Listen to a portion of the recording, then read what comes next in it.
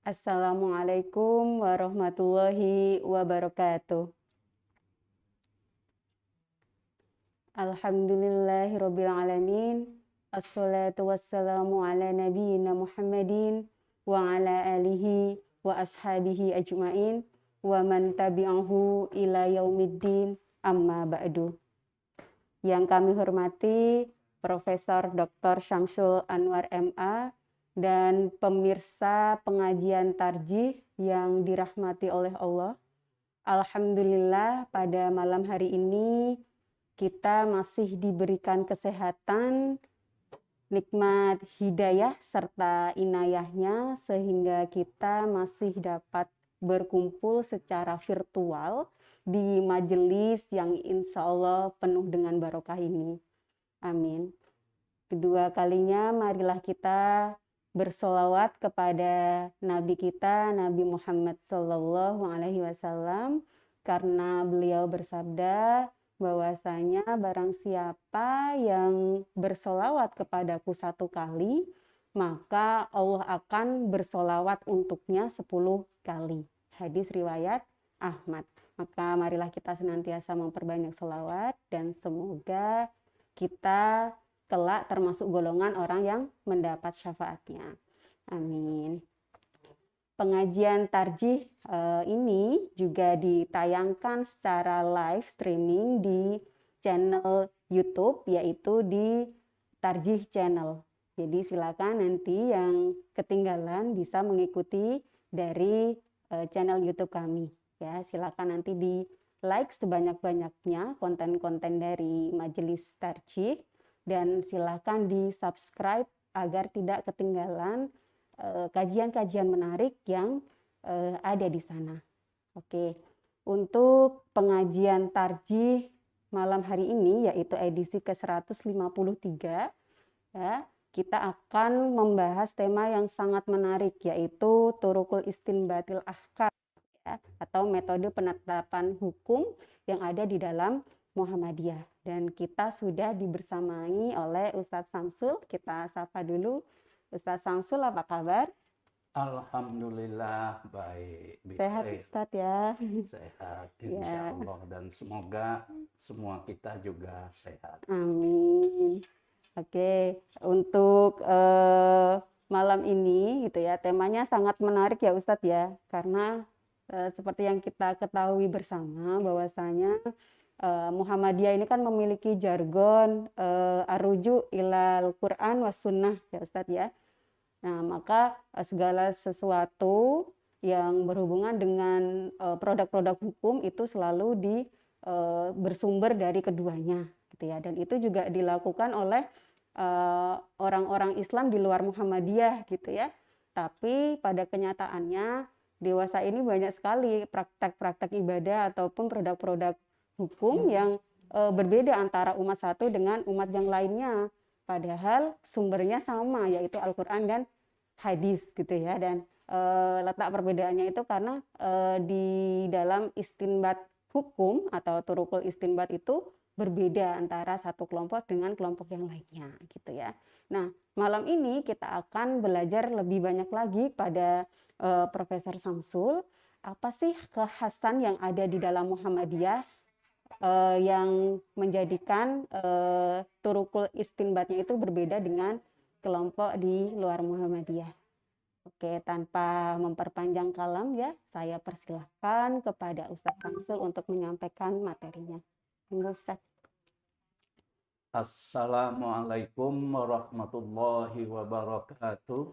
Waalaikumsalam warahmatullahi wabarakatuh. Alhamdulillahi rabbil alamin. Wa bihi nasta'inu ala umurid dunya waddin. Asyhadu an la ilaha illallah wahdahu la syarikalah al-malikul haqqul mubin. Wa asyhadu anna Muhammadan abduhu wa rasuluh al-mab'utsu rahmatan lil alamin. Allahumma salli wa sallim wa barik ala hadzal nabiyil amin wa ala alihi wa ashabihi ajmain. Yang saya hormati moderator yang memimpin acara kita pada malam hari ini, serta para peserta pengajian virtual Majelis Tarjih dan Tajdid edisi ke-153 pada malam hari ini dimanapun berada.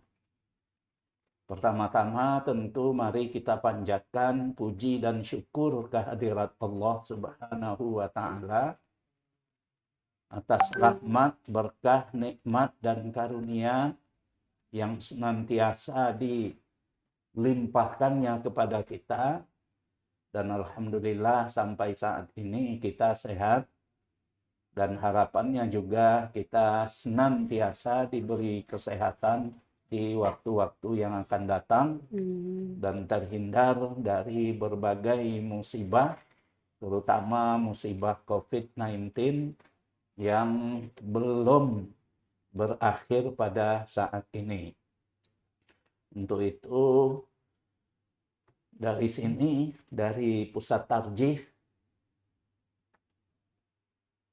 Masjid Islamic Center Universitas Ahmad Dahlan, saya menyampaikan pesan hendaknya kita semua tetap jaga protokol kesehatan dan jangan abai, karena bagaimanapun COVID-19 meskipun sudah dirasakan lebih mereda, namun belum benar-benar hilang. Oleh karena itu kita harus senantiasa tetap waspada.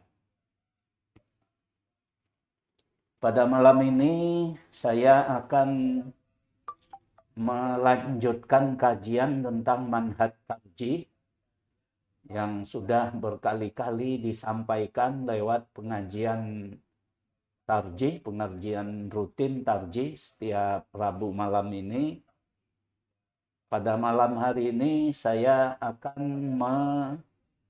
menyampaikan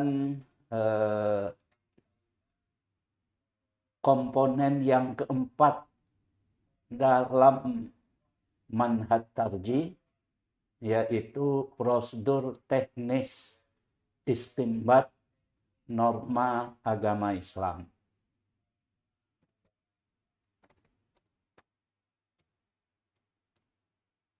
Nah, ini sebelumnya saya akan mulai dulu dari awal lagi untuk mengingatkan kita semua. Jadi ini manhaj tarjih adalah suatu sistem yang terdiri atas 4 unsur. Jadi manhaj tarjih itu ada 4 unsur. Unsur yang pertama wawasan, yaitu perspektif yang mengarahkan kita dalam berijtihad.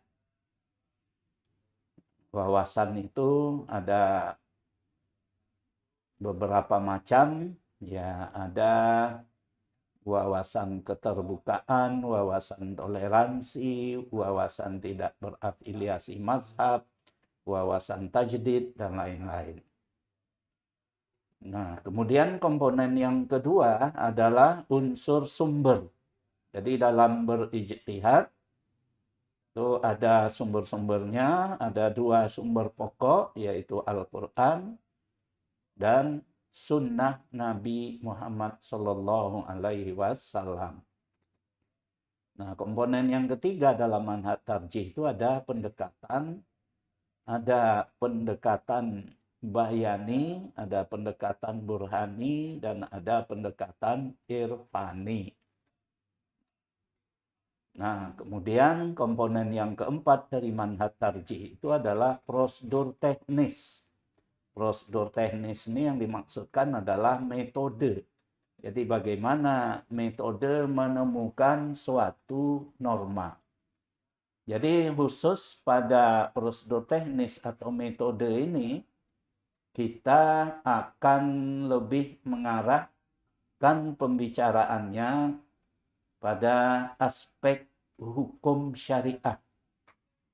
Nah, jadi kita membatasi aspek hukum syariah. Syariah itu banyak aspeknya. Ada aspek akidah, Ya, dan ada aspek syariah dalam arti sempit. Syariah dalam arti sempit itu meliputi beberapa sub aspek lagi. Jadi ada akhlak, ada ibadat, dan ada muamalat gitu. Nah, jadi itulah yang akan kita lihat pada malam hari ini.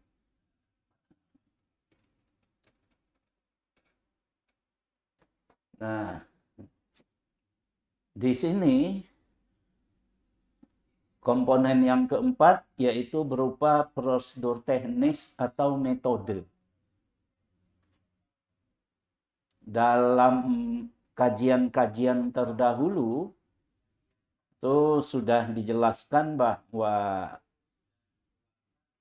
metode itu didasarkan pada beberapa asumsi. Ada asumsi integralistik, ada asumsi hierarkis.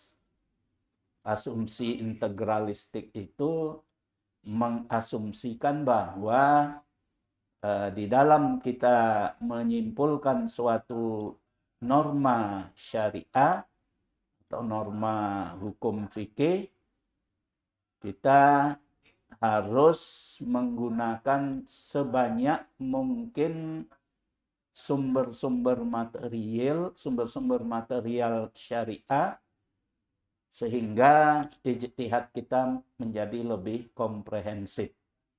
Jadi bersifat integralistik. Kita tidak bisa berijtihad hanya menemukan 1-2 ayat atau hadis lalu kita simpulkan suatu hukum. Jadi tidak begitu. Kemudian ada juga asumsi hierarkis bahwa norma-norma agama Islam itu bersifat ada jenjangnya. Ya, jadi jenjang norma, ada norma-norma dasar, ada asas-asas, dan ada peraturan atau ketentuan hukum konkret itu atau al-ahkamul fardhiyah. Dalam bahasa Arab kita sebut al-qiyamul asasiyah, al-ususul kulliyah atau al-usulul kulliyah, dan al-ahkamul fardhiyah. Nah, jadi itu asumsinya. Sebelum saya lebih lanjut berbicara tentang metode teknis atau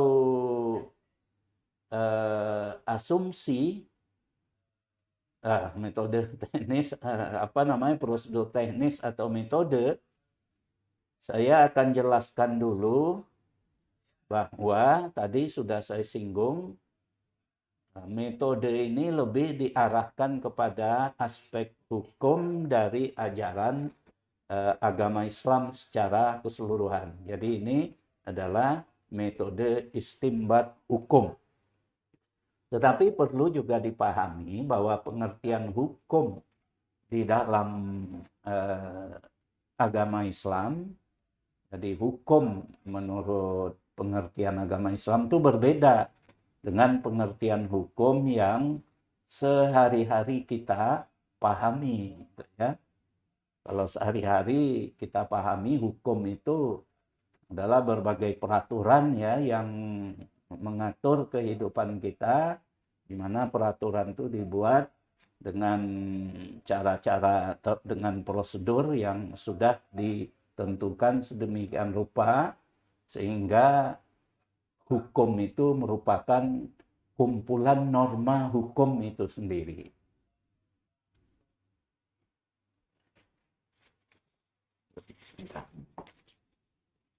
Jadi kumpulan norma hukum itu sendiri itu. Suaranya. Jadi di dalam hukum Islam, hukum itu lebih luas dari sekedar apa yang kita maksud dengan hukum dalam kehidupan kita sehari-hari. atau hukum dalam ilmu hukum. Dalam hukum syariah, hukum itu meliputi keseluruhan ajaran normatif agama Islam. Jadi keseluruhan ajaran normatif Islam yang karena itu meliputi baik norma-norma agama, norma-norma susila, norma-norma sosial, dan norma-norma hukum itu sendiri. Jadi jauh lebih luas pengertian hukum dalam hukum syariah daripada hukum seperti yang dikenal dalam kehidupan kita sehari-hari, atau lebih tepatnya lagi dalam pelajaran-pelajaran ilmu hukum itu. Karena dalam pelajaran ilmu hukum, norma itu adalah hukum itu adalah kumpulan norma hukum saja.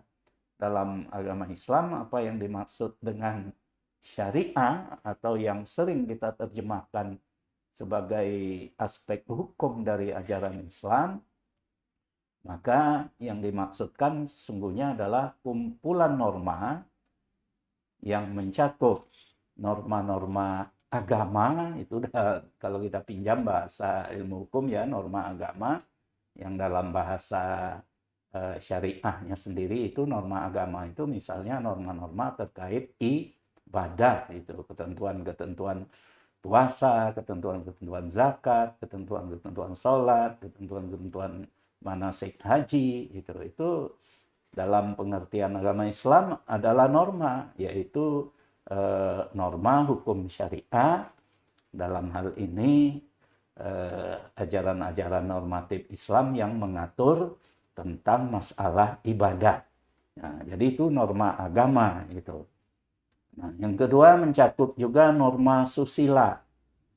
Jadi itu juga bagian dari syariah, bagaimana kita berbuat baik dengan orang tua, ya, bagaimana kita menjalankan etika yang baik dalam kehidupan kita, gitu.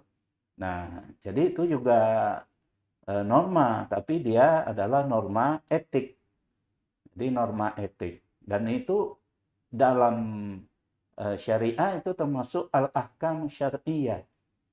Jadi al-ahkamu syar'iyah itu tidak dibatasi pada al-ahkamul qanuniyah saja, tapi termasuk al-ahkamu al-akhlaqiyah, itu juga bagian dari syariah. Nah, yang ketiga norma-norma sosial itu juga bagian dari norma hukum syariah itu sendiri. Bagaimana kita bertahun dalam kehidupan sosial kita, saling tolong menolong dan sebagainya, seperti diajarkan dalam hadis Nabi, al-mu'minu lil mu'mini kal bunyan yashuddu ba'duhu ba'dhan, dan banyak lagi hadis yang sejenis itu gitu.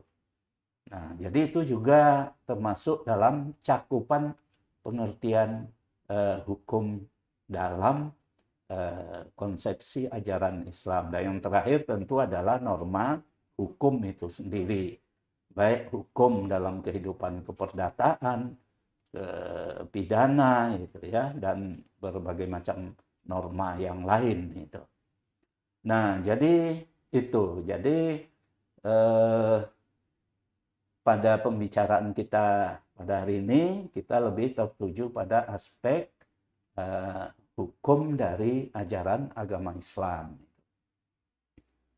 Nah, sebagai metode penemuan hukum atau penyimpulan norma-norma ajaran Islam itu, nah, ada 3 metode yang disebut. Satu, metode bayani atau metode literal. Kalau dalam istilah ushul fikihnya sering disebut at-thariqatul bayaniyah. Nah, ini sering di kalangan kita ya, itu jumbuh atau kacau pengertiannya dengan pendekatan bayani. Jadi pendekatan itu ada 3, satu bayani. Sedangkan prosedur teknis, metode juga 3. Yang pertama sama-sama bayani. Nah, ini dua hal yang berbeda. Nama boleh sama, tapi barangnya beda, gitu ya. Jadi barangnya beda. Kalau bayani yang dalam pendekatan itu adalah sebuah sistem epistemologi. Jadi dalam peradaban Islam berkembang 3 epistemologi, epistemologi bayani, epistemologi burhani, epistemologi irfani. Nah, dalam epistemologi bayani ini itu tercakup tradisi keilmuan yang berkembang dalam dunia bayani, sehingga mencakup fikih, usul fikih, tafsir, hadis, tarikh, walaupun tidak semua tarikh ya, tapi tarikh Islam itu juga banyak bayani, karena kalau kita belajar tarikh Islam itu selalu dalilnya qala Ibnu Khaldun, qala Tobari, an Ibni Abbas, an fulan wa fulan, qala hadza al-alim, hadzal faqih atau hadzal mu'arrikh. Jadi berdasarkan data-data bayani. Maka bayani juga dia. Ilmu bahasa juga termasuk bayani. Jadi ilmu kalam juga termasuk tradisi bayani. Jadi itu ilmu fikih, ilmu usul fikih, ilmu kalam, ilmu bahasa, tarikh, nahwu, sharaf, itu semua adalah satu tradisi keilmuan yang bertitik tolak pada teks. Nah, jadi sehingga menggunakan bahan-bahan dari cabang-cabang ilmu tersebut, maka disebut pendekatan bayani. Nah, sedangkan dalam metode ini juga ada at-thariqatu al-bayaniyah atau metode bayani itu. Ya, jadi metode bayani sendiri di sini itu yang dimaksud adalah model analisis terhadap hukum. Jadi dia dalam bidang fikih dan usul fikih itu sendiri. Jadi bagaimana metode menganalisisnya? Nah, nanti akan kita jelaskan. Jadi metode bayani itu adalah salah satu bentuk prosedur teknis penyimpulan hukum. Sedangkan pendekatan bayani di atas itu adalah satu sistem epistemologi yang berkembang di dalam peradaban Islam. Jadi sana epistemologi, di sini ini adalah prosedur teknis penemuan hukum. Nah, yang kedua metodenya taklili atau kausasi. Ada dua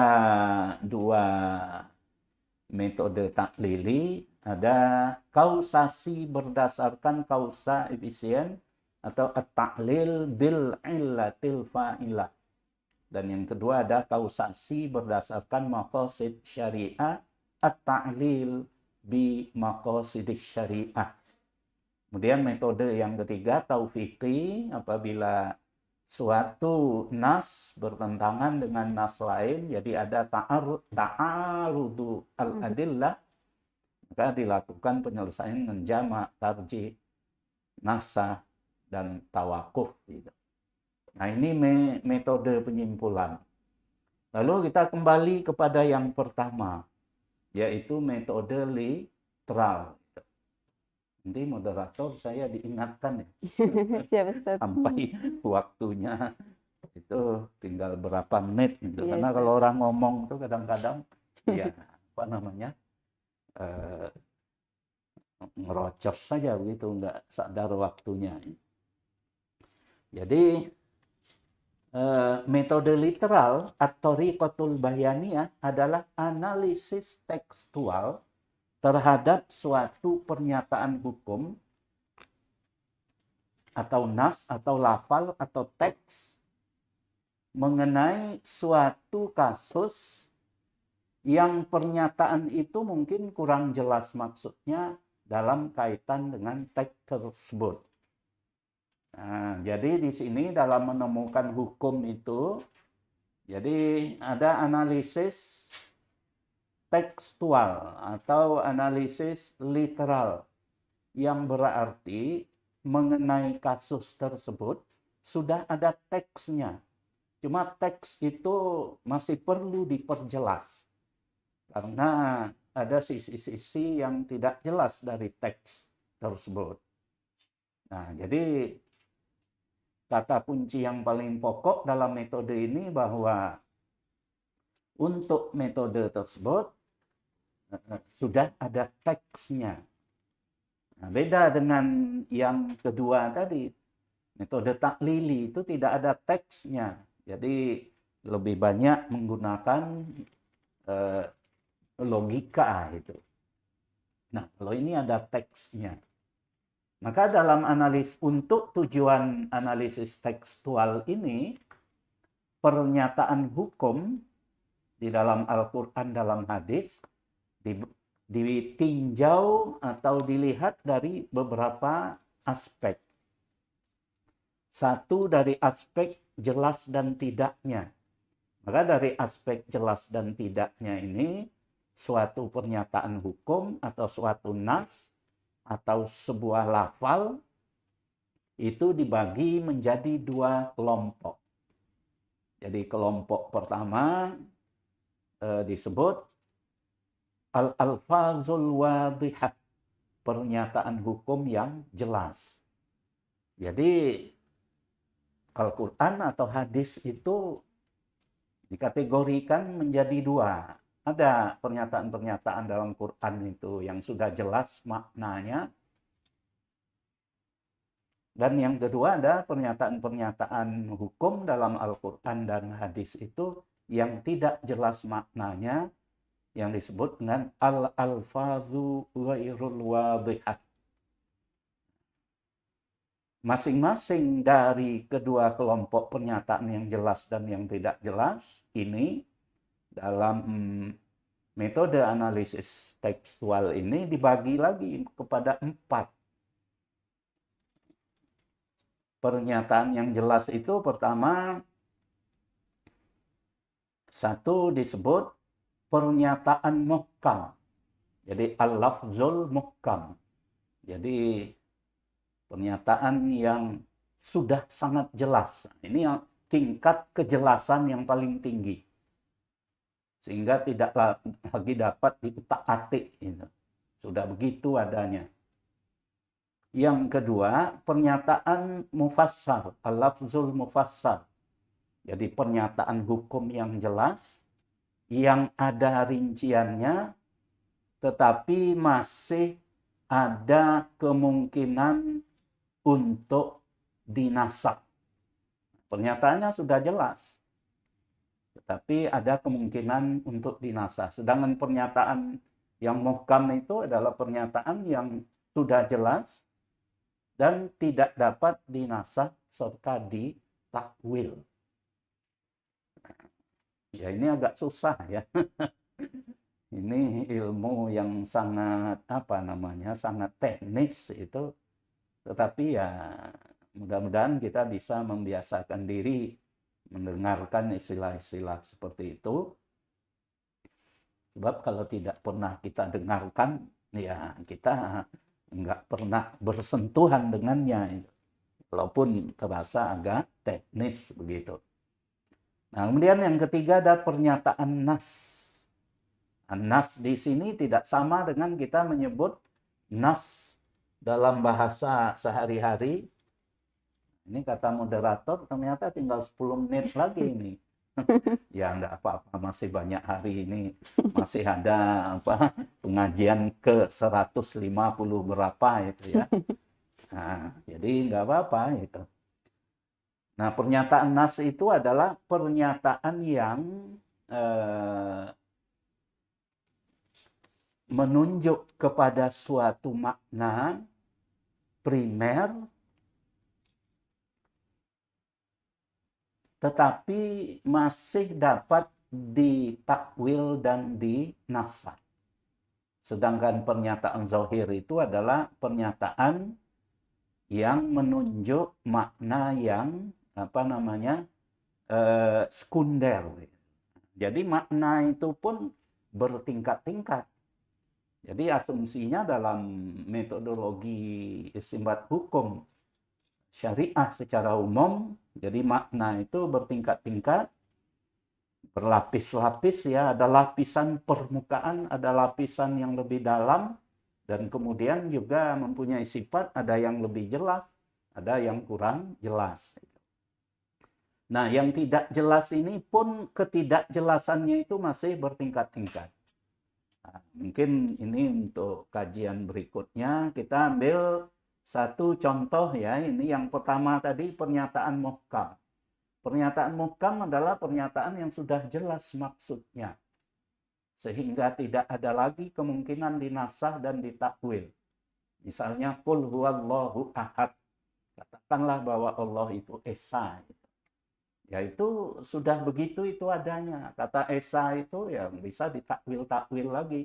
Misalnya kita takwil bahwa Allah itu esa, tapi terdiri dari 3 oknum umpamanya, dan oknum tersebut satu sama lain sangat terkait sedemikian rupa itu sehingga dia meskipun 3 tapi satu. Nggak bisa, nggak ada takwil-takwil seperti itu. Jadi ini sudah dari sononya sudah begitu. Jadi qul huwallahu ahad. Jadi katakanlah bahwa Allah itu esa. Jadi itu sudah muhkam. Nah, yang kedua pernyataan mufassar. Pernyataan mufassar itu yaitu pernyataan yang jelas dan rinci. Jadi ada rinciannya. Dan tidak dapat ditakwil, namun demikian ada kemungkinan untuk dinasah. Biasanya ini oleh para ulama ahli hukum syariah itu kalau menyebut angka-angka itu biasanya seperti angka 100, 80, setengah, 1/3, 2/3 gitu ya. Ya, itu biasanya dianggap sudah mufassar gitu. Sudah ada rinciannya. Tetapi rincian itu juga tidak selalu dalam angka-angka, tapi dalam bentuk keterangan. Gitu. Nah, kemudian yang ketiga, pernyataan nas adalah pernyataan yang menunjukkan kepada makna yang menjadi maksud primer dari suatu pernyataan itu, namun ada kemungkinan bisa ditakwil. Gitu. Nah, ini contoh dalam fatwa tarjih ya. Dalam fatwa tarjih. Jadi dalam fatwa tarjih itu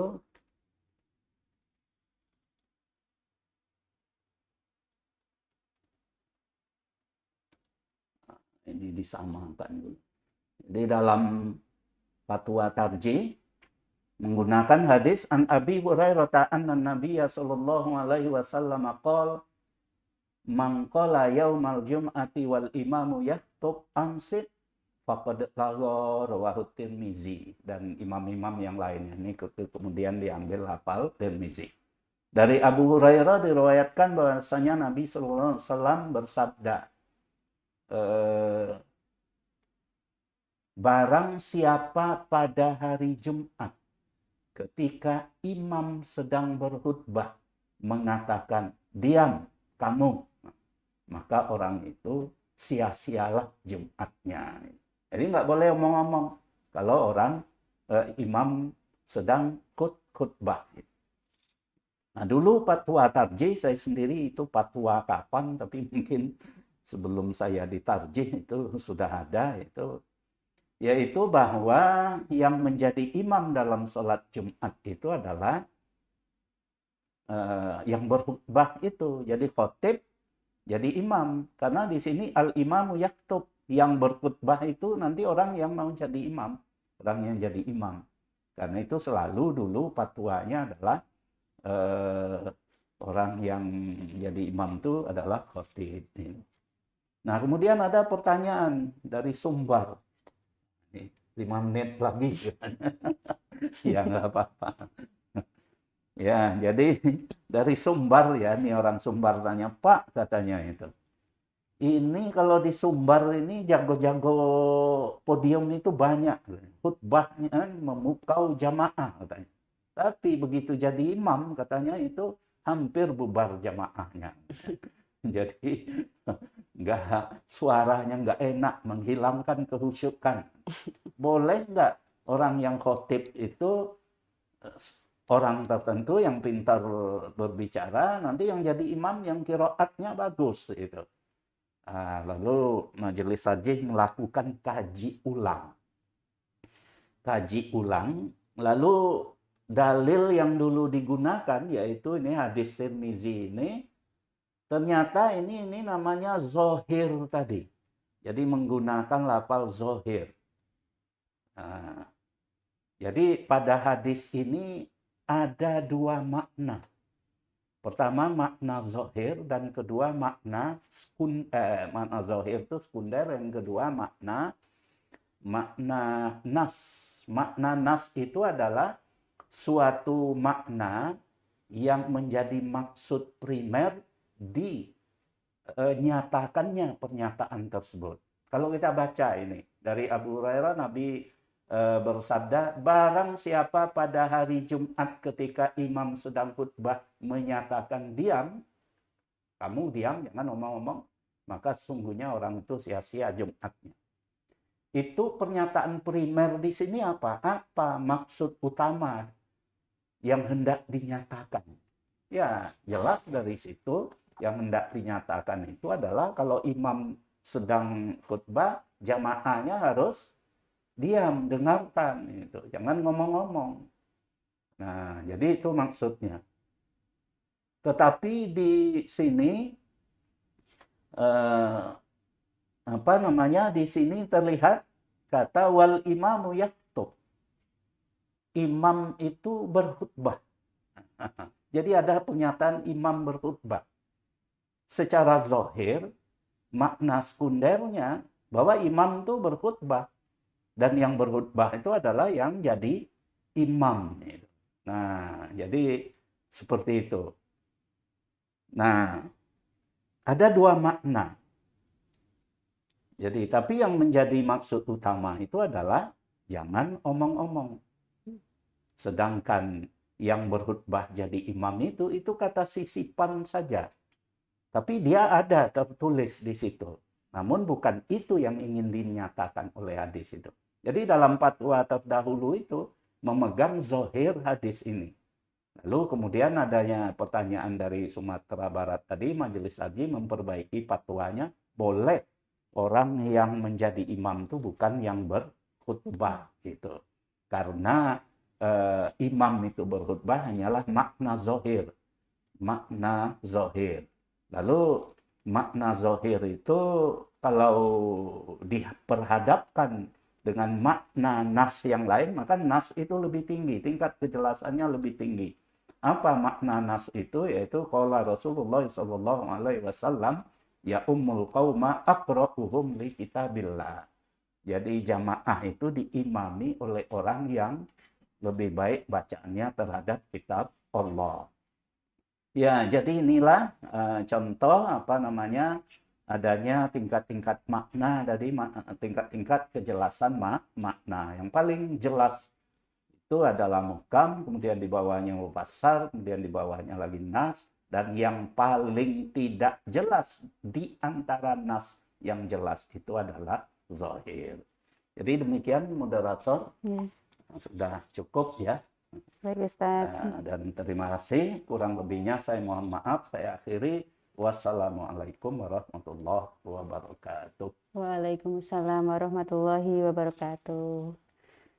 Demikian ya pemaparan yang sangat menarik dari Ustadz Syamsul mengenai Turukul Istinbat ya. Saya itu sering mendengarkan kajian manhaj tarjih dari beliau, tapi ketika mendengarkan lagi pasti ada sesuatu hal yang baru yang saya dapatkan, termasuk malam hari ini ya.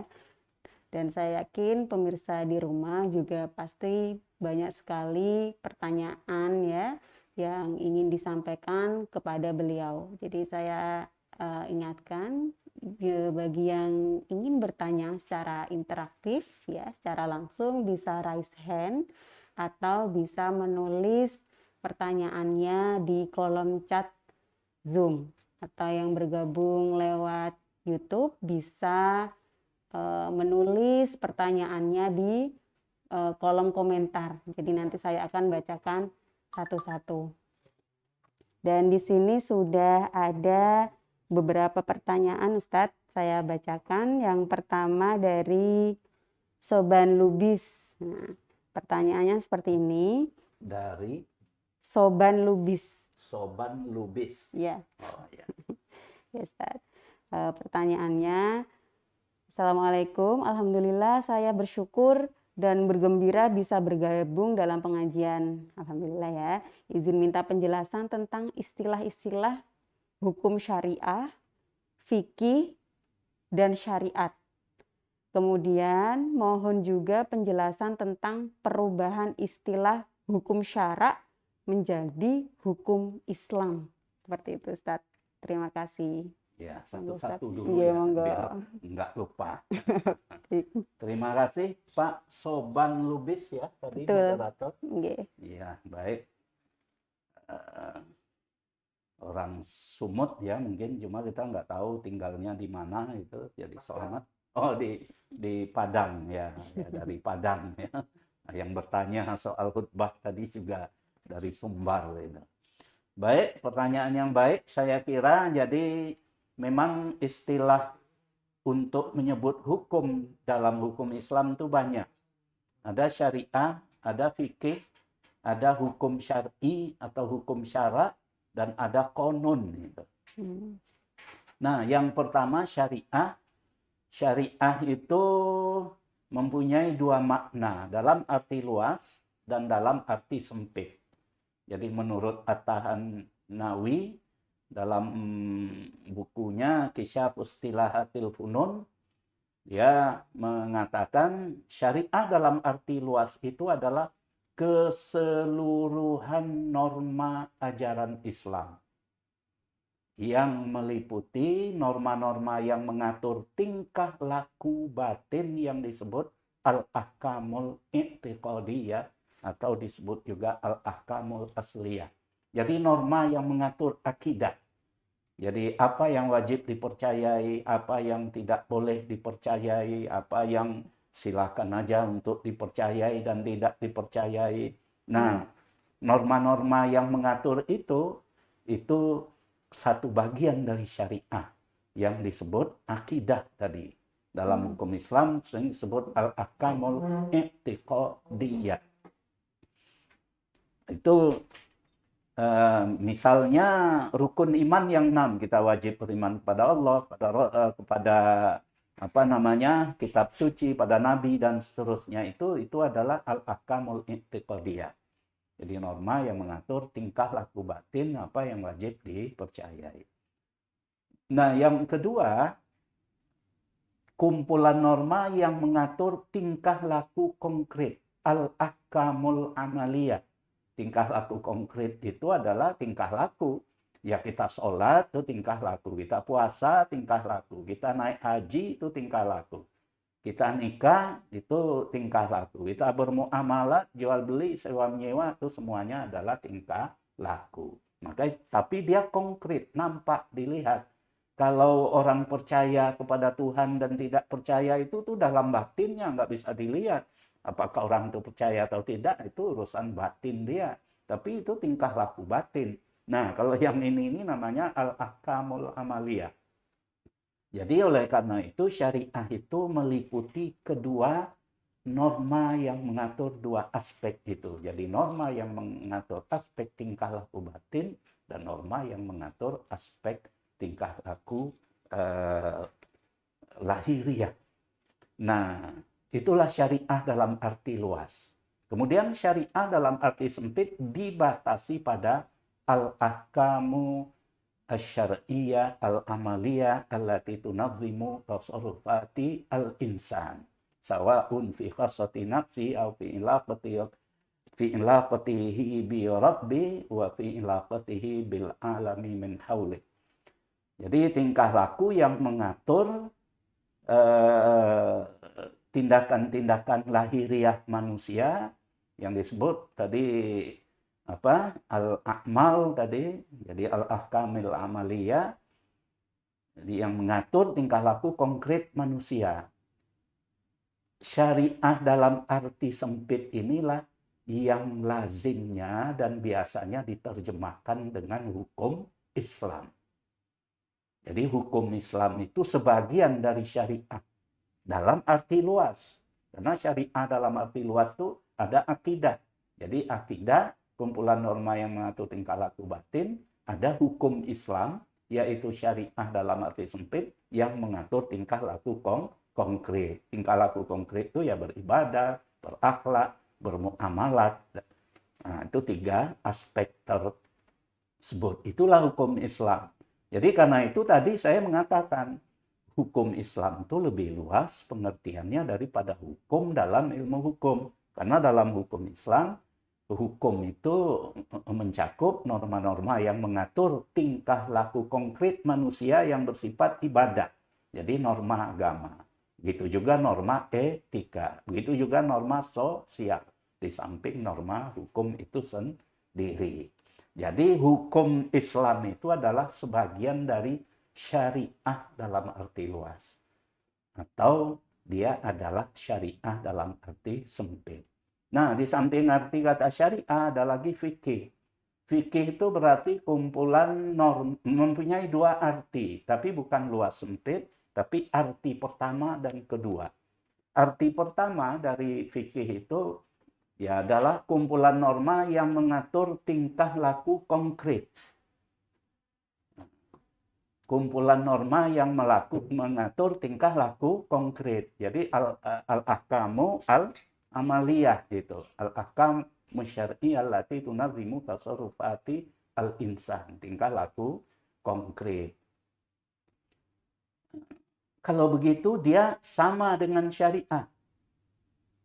Arti yang pertama ini, ya dalam pemakaian sehari-hari oleh umat Islam, dalam prakteknya disamakan. Misalnya kita mendengar istilah bank syariah. Gitu. Ada bank, apa namanya, asuransi syariah. Ada pasar modal syariah. Dan macam-macam syariah. Gitu ya. Nah, itu adalah sebetulnya yang mengatur bank itu lebih banyak fikihnya itu daripada syariahnya. Syariahnya paling la ta'kulu riba at'afan mudha'afah atau ahallallahul bai'a wa haramat riba itu. Jadi dalam pemakaian sehari-hari syariah itu identik dengan fikih. Tapi dalam satu tinjauan yang kritis itu harus dibedakan syariah dengan fikih itu. Syariah itu adalah kumpulan norma yang diwahyukan oleh Tuhan langsung di dalam Al-Quran atau disabda atau ditemukan dalam sunnah Nabi. Nah, jadi itu syariah. Misalnya tadi ahallallahul bai'a wa harrama riba itu syariah. Tapi kalau murabahah itu fikih ya. Jadi fikih itu karena murabahah itu hasil ijtihad. Wajib memenuhi akad ya ayyuhalladzina amanu aufu bil akad bil uqud. Itu adalah syariah. Tapi rukun akad itu menurut fikih pengemporan 4. Jadi para pihak, jadi pernyataan kehendak, kemudian objek akad dan tujuan akad. Nah, itu adalah fikih karena itu hasil ijtihad. Jadi fikih dan syariah dalam satu pemakaian yang kritis dibedakan. Syariah tidak mengalami perubahan, tapi dia dapat ditafsirkan dalam konteks yang berbeda. Fikih itu mengalami perubahan. Jadi fikih zaman dulu mungkin beda dengan fikih zaman sekarang itu. Nah, jadi itu fikih. Kemudian yang ketiga adalah konon. Konon itu bagian dari fikih yang dilegislasi, yang dipositivisasi, yang dijadikan hukum positif dalam suatu masyarakat muslim oleh pemerintahnya. Seperti di Indonesia ini ya sejumlah hukum muamalat itu sudah menjadi konon. Jadi hukum apa namanya, hukum wakaf ada undang-undangnya, perkawinan ada undang-undangnya. Jadi bagian dari norma-norma hukum syariah yang di legislasi itu disebut konon. Nah, hukum syar'i, nah itu beda. Hukum syar'i itu artinya norma syariah. Jadi haramnya riba itu sebuah norma syariah. Wajibnya memenuhi akad itu adalah norma syariah. Apalagi ya macam-macam norma syariah ya, yang wajib, yang haram, yang mubah, yang makruh, itu semua adalah norma syariah atau hukum syar'i itu. Nah, jadi beda dengan kita menyebut hukum Islam. Jadi hukum Islam itu adalah kumpulan dari norma syariah. Hukum Islam itu bahasa Arabnya adalah syariah dalam arti sempit atau fikih dalam arti kedua. Nah, sedangkan fikih dalam arti pertama, sedangkan fikih dalam arti kedua itu adalah satu cabang studi yang mengkaji fikih dalam arti pertama. Dengan kata lain, satu cabang studi yang mengkaji kumpulan norma hukum Islam. Jadi itu yang mengkaji. Jadi ilmu. Jadi dalam arti pertama dia kumpulan norma, yang kedua dia adalah ilmu atau cabang ilmu yang mengkaji kumpulan norma tersebut. Jadi kira-kira begitu, mudah-mudahan menjadi jelas Pak Saban Lubis di Padang ya. Oke, terima kasih Ya. Ustadz. Ini masih banyak pertanyaan lagi. Saya bacakan Ustadz, ini ada pertanyaan dari Irfan Sira dari PCM Kabupaten Nrekang. Nah, bertanya, Ustadz, apabila kita menghadiri sholat Jumat, sementara azan telah dikumandangkan, apakah kita langsung mengerjakan sholat tahiyatul masjid atau sebaiknya kita menunggu sampai selesai azan, baru kita sholat tahiyatul masjid? Seperti itu, Ustaz. Menunggu selesai azan itu adalah karena kita disunatkan untuk menjawab azan itu.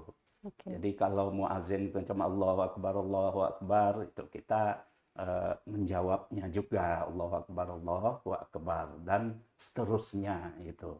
Nah, jadi maksud daripada menunggu itu karena kita disunatkan menjawab. Jadi menunggu itu bukan menunggunya itu sendiri, karena ya kita harus menjawabnya itu. Oke. Nah, jadi begitu. Jadi lebih baik kita menjawab azan dulu baru nanti diikuti Ya, sholat tahiyatul dilanjutkan masjid gitu. seperti itu Ustaz Ya. ya. Ya baik Ustadz, ini juga Tapi ada. itu hukumnya sunat ya, Oke. disunatkan. Jadi ya. sekalipun dia langsung sholat itu juga tidak apa-apa seperti itu Ya, saja. cuma kita kurang mengambil yang afdolnya Iya gitu. betul. Jadi nanti Ya. dapat 2 pahala menjawab azan dan pahala tahiyatul masjid seperti itu Ustadz ya. Nah, di sini juga ada pertanyaan lagi dari Bapak Hamidi dari Delingo Bantul. Bertanya, yang dimaksud Muhammadiyah tidak berafiliasi mazhab itu bagaimana Ustadz? Lalu sebab di luar sana kan Muhammadiyah diberi label anti mazhab. Apakah benar yang dimaksud rujuk ilal Quran wa sunnah itu mengesampingkan pandangan para imam mazhab yang terdahulu dalam melakukan istinbat hukum? Mohon pencerahannya. Jazakillah. Iya, tidak berafiliasi mazhab itu artinya tidak mengikatkan diri kepada mazhab tertentu. Tidak mengikatkan diri kepada mazhab Syafi'i, tidak mengikatkan diri kepada mazhab Hanafi, tidak mengikatkan diri kepada mazhab Maliki, tidak mengikatkan diri kepada mazhab Hambali itu. Tetapi itu bukan anti mazhab. Jadi dalam Muhammadiyah pun, terutama di bidang muamalah, qaul imam itu menjadi sangat penting. Tetapi kita mengikutinya tidak mengikuti imam tertentu. Tetapi di antara qaul imam itu bisa kita pilih mana yang lebih rojih gitu. Jadi tidak anti mazhab ya. Jadi paham yang menyatakan Muhammadiyah anti mazhab itu tidak. Jadi mazhab Muhammadiyah tidak pernah menyatakan itu. Bahkan dalam sejumlah diskusi saya sendiri sering menekankan bahwa sebelum kita melakukan istinbat, maka tugas yang pertama kita adalah mempelajari berbagai pendapat daripada imam mazhab itu. Jadi seperti itu. Tapi kita tidak terikat. Jadi kaul-kaul imam mazhab itu menjadi bahan pertimbangan untuk beristimbat. Apabila kaul imam mazhab itu ya memang sudah menurut kita sudah sesuai dalilnya, ya kita terima. Tapi kalau belum sesuai dalilnya, ya tidak kita ambil. Kita ambil pendapat yang mempunyai dalil. Nah, sebagai contoh yang paling terkenal itu Muhammadiyah, sholat subuhnya tidak pakai kunut. Gitu. Nah, ketika memutuskan itu tidak karena anti mazhab. Ada mazhab yang pakai kunut, karena kita anti mazhab, nggak usah pakai kunut. Bukan begitu. Ya kita mempelajari dalil-dalilnya. Misalnya yang pakai kunut itu adalah Imam Syafi'i itu pakai kunut. Dalilnya kalau kita baca kitab-kitab Syafi'i misalnya dalam kitab Al-Muhadzab karya Imam Asy-Syirazi itu yang kemudian disyarah oleh Imam An-Nawawi di dalam kitabnya Al-Majmu' itu mengutip hadis karena Rasulullah sallallahu alaihi wasallam yaqnutu fi subhi hatta faraqad dunya. Rasulullah sallallahu alaihi wasallam itu melakukan kunut di dalam sholat subuh hatta faraqad dunya, sampai beliau berpisah dengan dunia. Artinya sampai meninggalnya. Jadi Nabi itu menurut hadis itu terus-menerus melakukan kunut itu. Tapi setelah kita pelajari, ada dua hal dalam hadis itu. Bahwa terdapat beberapa rawi di dalamnya itu lemah, sehingga tidak kuat.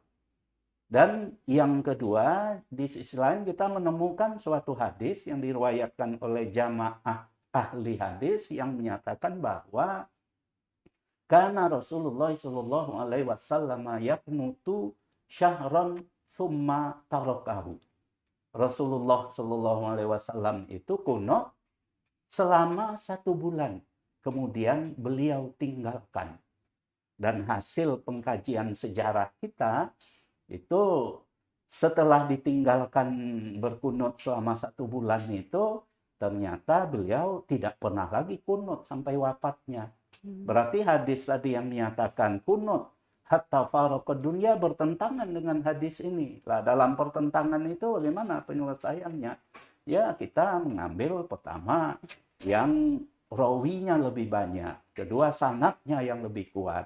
Jadi hadis yang beliau kunut selama 1 bulan kemudian beliau tinggalkan diriwayatkan oleh jamaah ahli hadis termasuk Bukhari, Muslim dan sebagainya. Jadi lebih kuat. Oleh karena itu kita ambillah hadis ini, beliau meninggalkan kunut. Lalu kemudian pertanyaan berikutnya adalah mengapa beliau kunut dan cuma 1 bulan? Ada sebabnya, yaitu pada ketika itu beliau mengirim kadernya, menurut satu riwayat 36 orang, menurut riwayat lain itu 70. Jadi ada perbedaan riwayat. Dikirim untuk berdakwah dan mengajarkan Al-Quran ke pedalaman Najd. Antara lain ketika menuju pedalaman Najd itu beliau lewat di sebuah kampung namanya Kampung Bani Sulaim. Di sana kader-kader juru dakwah yang sudah dilatih oleh beliau beberapa lama di masjidnya itu dihadang oleh pasukan Ibnu Tufail. Mereka itu semua dibunuh dan yang satu itu sudah megap-megap, dikira oleh yang bunuh itu sudah mati, ternyata nggak mati. Kemudian dia berhasil pulang ke Madinah dan melapor pada Rasulullah SAW bahwa semua sahabatnya yang dikirim itu mati terbunuh. Lalu rawi yang menceritakan kisah itu dia mengatakan, pada malam itu saya melihat wajah Rasulullah begitu sedih dengan suatu kesedihan yang tak pernah saya lihat sebelumnya. Lalu pada waktu subuhnya beliau memerintahkan kunut. Nah, jadi itulah, jadi kunut itu karena adanya suatu musibah. Dan juga beliau karena kasus lain. Jadi kunutnya beliau itu karena dua kasus. Yang pertama itu karena musibah, yang kedua karena ya musibah juga sebetulnya, yaitu beberapa sahabatnya yang tidak bisa ikut berhijrah ke Madinah itu disekap oleh orang-orang Quraisy di Mekah. Lalu beliau juga kunut mendoakan semoga orang-orang yang disekap itu dibebaskan oleh Allah Subhanahu wa taala. Nah, jadi kunut itu ternyata tidak tiap subuh sampai beliau meninggal. Karena hanya 1 bulan kemudian ditinggalkan. Nah, jadi karena itu. Jadi dalam hal ini kita tidak anti pada mazhab itu. Tapi karena kita menemukan dalil lain yang menurut kita lebih kuat, maka kita ambil yang lebih kuat itu. Jadi seperti itu. Yang tidak kunut itu adalah mazhab Hanafi, tidak kunut. Nah, Muhammadiyah tidak kunut bukan karena ngikutnya Hanafi, tapi karena dalil-dalil seperti itu tadi. Itulah artinya tidak berafiliasi mazhab. Itu artinya tidak mengikatkan diri kepada mazhab tertentu. Nah, jadi demikian. Oke, begitu ya. Jadi Muhammadiyah itu tidak anti mazhab, tetapi tidak mengikatkan diri pada satu mazhab saja gitu ya Ustadz ya. Tidak mengikatkan diri pada mazhab tertentu. Iya, pada mazhab tertentu. Ya, Nah, jadi begitu bahasanya. Oke, di sini masih ada pertanyaan Ustadz. Oh ya, bagi pemirsa yang ingin bertanya secara interaktif atau secara langsung pada Ustadz Samsul, bisa langsung raise hand dan di-unmute ya. Silakan di-unmute yang ingin bertanya. Oh ya, silakan Bapak Najih Ihsan untuk unmute dan menyampaikan pertanyaannya kepada Ustadz Samsul langsung. Silakan Bapak. Oke. Assalamualaikum warahmatullahi wabarakatuh. Waalaikumsalam warahmatullahi wabarakatuh. Jadi Pak Profesor Samsul bagus sekali materinya. Itulah Muhammadiyah caranya beristimbat mengenai hukum tadi. Saya sederhana saja Pak Samsul ingin penjelasan. Tadi disebutkan definisi-definisi mengenai syariat, hukum Islam, fikih dan sebagainya. Ini mungkin di tataran atas ya, dari tataran para yang terlibat di tarjih dalam arti terlibat di dalam istimbat hukumnya. Yang saya mau tanyakan, sebenarnya kalau yang lebih tepat supaya bahasanya sama di kalangan Muhammadiyah itu, untuk orang awam apa yang dipakai itu? Apakah hukum Islam? Apakah syariat Islam? Apakah fikih Islam? Yang menyangkut muamalah sehari-harian. Mulai dari toharo mungkin sampai pada haji dan seterusnya. Ini yang pertama Pak Profesor Samsul. Yang kedua, mohon maaf, saya ini pelaku dakwah Pak Samsul di kampung-kampung. Tapi saya sangat mendambakan adanya, ya mungkin paling gampang itu kitab fikih ya, yang diproduk oleh Muhammadiyah. Syukur kalau ada bisa ditulis dalam bahasa Arab. Sekaligus kalau ini ada, nanti itu pembelajaran bagi para ustadz-ustadz pemula untuk bisa membaca kitab-kitab yang diproduk oleh Muhammadiyah sendiri. Jika tidak kemudian mengambil kitab-kitab yang asli, yang besar. Kalau kitab-kitab besar itu kan nanti para mustahidnya di Muhammadiyah itu yang mengambil istimbat hukumnya. Nah, pelaku-pelaku dakwah ini adalah menjelaskan hal yang sudah matang saja yang ditarjih tadi. Seperti yang diterangkan kunut tadi, sangat menarik sekali. Dan saya rasa tidak semua mubalik di level bawah itu memahami gitu. Memahami secara agak detail begitu. Nah itu kalau misalkan ada keterangannya yang hadis ini posisinya begini, yang hadis yang satunya begini lalu diambil yang paling rojeh. Ini adalah itu akan bagus sekali menurut saya, Pak Samsul. Terima kasih. Assalamualaikum warahmatullahi wabarakatuh.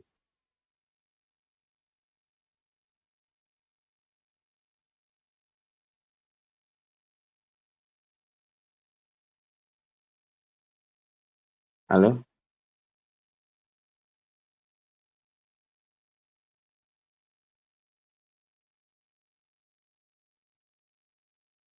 Suaranya hilang.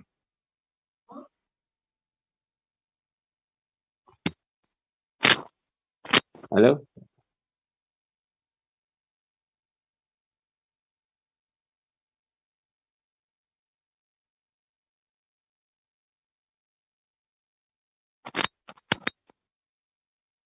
Suaranya hilang. Ya, saya ulangi karena suaranya hilang katanya tadi. Ini saya ulangi. Jadi istilah-istilah itu mana yang perlu dipakai oleh Muhammadiyah secara khusus? Apakah hukum Islam, apakah fikih, apakah syariat, gitu ya? Nah, kalau menurut saya tidak perlulah untuk ditarjih salah satu istilah itu. Semuanya bisa kita pakai secara gantian. Seperti kita di dapur, kita banyak punya pisau ini untuk mengiris bawang, berambang ya, itu ada pisau ini, ya kita gunakan itu semuanya. Nah, seperti saya pakai komputer ya, ada yang bisa dibawa-bawa untuk ke sana pakai yang agak kecil. Kalau di rumah itu supaya lebih mudah itu pakai yang besar supaya tidak terlalu kecil. Ya, nah, jadi begitu. Jadi banyak macamnya bisa kita pakai itu. Karena memang tiap-tiap istilah itu mempunyai kekhasannya sendiri. Jadi tiap-tiap istilah itu mempunyai kekhususannya sendiri yang kadang-kadang tidak tercakup oleh istilah yang lain. Umpamanya syariah itu. Syariah itu ada menonjolkan dimensi ilahiyahnya. Jadi kalau kita menyebut hukum Islam sebagai syariah, itu berarti kita ingin menekankan dimensi ilahi dari hukum syariah itu. Artinya hukum yang bersumber kepada wahyu ilahi. Kalau kita menyebut fikih, itu kita ingin menekankan dimensi manusia dari hukum syariah itu. Karena fikih itu pemahaman. Jadi bagaimana hukum syariah yang diturunkan dan diwahyukan dari Allah tadi dipahami dalam berbagai konteks dan berbagai kondisi yang berbeda itu. Jadi masing-masing ada kekhususannya. Hukum Islam itu ya karena kita orang Indonesia, jadi pakai bahasa Indonesia itu. Konon itu kita ingin menekankan bahwa itu sudah menjadi hukum positif itu, artinya dilegislasi oleh negara itu. Jadi itu. Jadi nggak perlu kita pakai untuk Muhammadiyah pakai yang ini. Nah, nggak perlu Pak. Kalau untuk yang itu menurut saya kita tidak perlu untuk mentarjihnya gitu ya.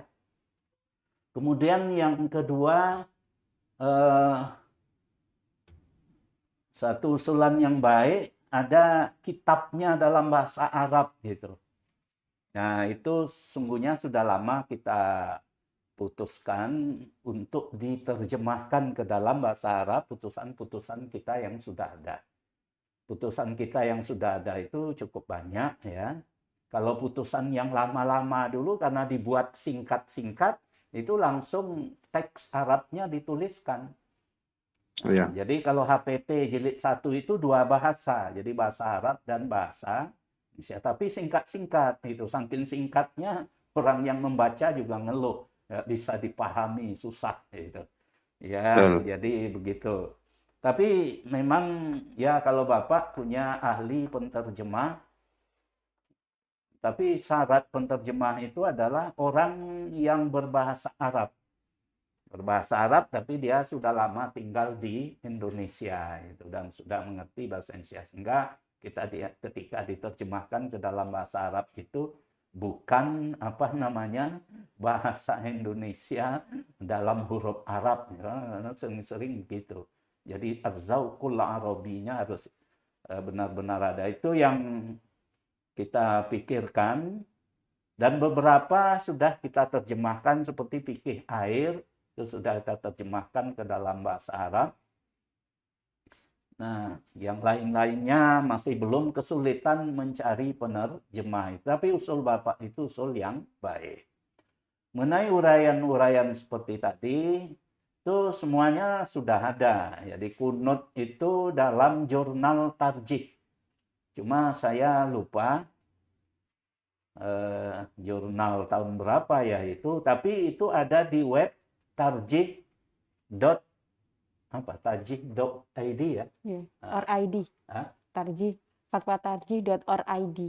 fatwatarjih.org. Bukan .org. Ya pokoknya web tarjih. Jadi websitenya tarjih gitu. Itu ada di situ, lihat jurnal gitu.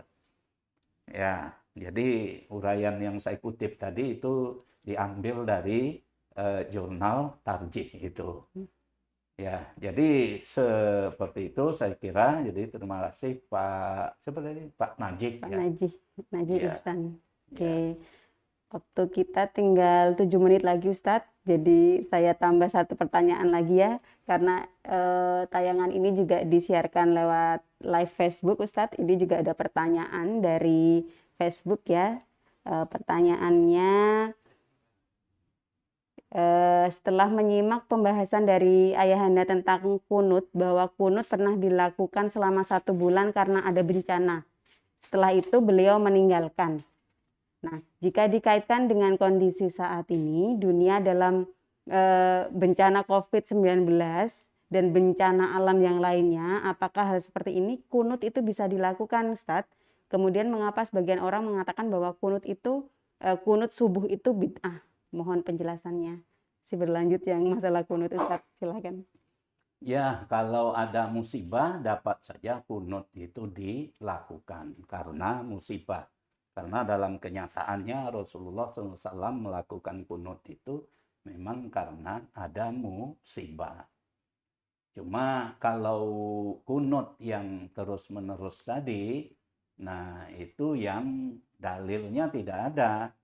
Karena tadi lemah tadi. Jadi hadisnya menyatakan karena Rasulullah SAW yaqnutu fi subhi hatta faraqad dunya itu, ya itu hadisnya lemah dan bertentangan dengan hadis-hadis yang lebih kuat itu. Mungkin karena itu alasan mereka yang berpendapat seperti itu, mungkin itu. Tapi ya kunut itu pernah dilakukan oleh Rasulullah SAW. Lalu bagaimana munculnya kembali kunut itu? Nah, itu perlu juga kita pelajari sejarahnya. Munculnya kembali kunut itu sepanjang yang saya pahami, dan tadi dalam jurnal tarjih tadi disebutkan itu saat perang Siffin antara Muawiyah dan Ali bin Abi Thalib itu. Karena perang itu musibah. Jadi dalam perang itu masing-masing berdoa. Jadi pihak A berdoa supaya dikalahkan pihak B ini. Pihak B berdoa pula dalam sholatnya melalui kunut supaya pihak A ini dikalahkan. Nah, itu dari beberapa riwayat, antara lain riwayat dalam kitab Al-Musannaf yang pernah saya baca itu. Sehingga sejak itu kemudian kunut itu ya berlanjut terus. Jadi oleh sebagian orang diteruskan dibaca, tetapi oleh orang lain ya tidak perlu dilakukan kunut. Nah, jadi itu sejarahnya kunut tersebut itu. Ya, Oke, terima kasih Ustadz. Akhirnya kita sudah di penghujung acara ya. Mohon maaf karena tidak semua pertanyaan bisa dibahas satu persatu karena masih banyak pertanyaan ya. Kita akan sambung di pertemuan kajian-kajian tarjih yang akan datang ya Ustadz ya, insya Allah. Oke, kita akhiri dengan melafalkan hamdalah bersama-sama. Alhamdulillahirabbil alamin. Saya ingatkan bagi yang tadi mungkin tertinggal mengikuti pengajian ini bisa disaksikan lewat channel YouTube Tarjih, yaitu Tarjih Channel Ya, jangan lupa berikan like sebanyak-banyaknya dan subscribe. Demikian pengajian Tarjih edisi 153 pada malam hari ini. Saya sebagai moderator memohon maaf jika ada kekurangan dan salah kata. Billahi taufiq wal hidayah. Wassalamualaikum warahmatullahi wabarakatuh. Waalaikumsalam warahmatullahi wabarakatuh.